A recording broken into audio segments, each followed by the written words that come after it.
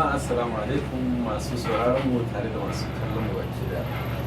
Sunana Abdul Gano kamar yadda wasu daga cikin ku suka sani, kuma ɗaya daga cikin mawaƙan da suka gudanar da waƙoƙi a cikin wannan shahararren fim na Hafiz.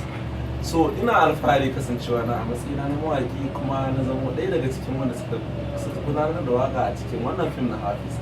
So ina godiya ga masoya tare da nuna musu irin yadda muke gudanar da ayyukanmu na wannan sana'a ta mu ta waka, har hasali ma ga bigiran da muke gudanar da wannan waka.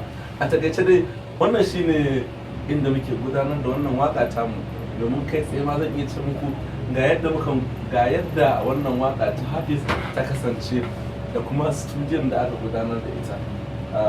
Kuma ina matakar alfahari tare da godewa Allah bisa baiwa da ni'ima da ya mani ta kasancewa na a matsayin mawaki. Kuma kamar yadda kuka sani, dukkan abubuwan da muke yi mu mawaka har kullum fa muna yi ne saboda ku masu sauraro, sannan kuma tare da dukkan masu kallon mu baki daya.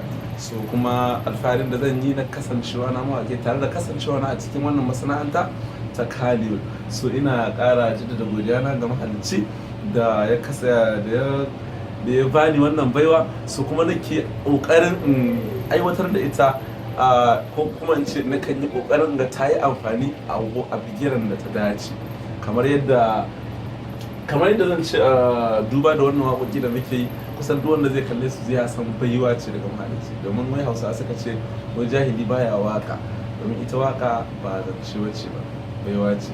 So da haka muna godiya ga mahalicci, sannan kuma muna jaddada godiyar mu ga masu sauraron odiyon waƙoƙin mu, kai har ma makallata bidiyon waƙoƙin mu baki ɗaya.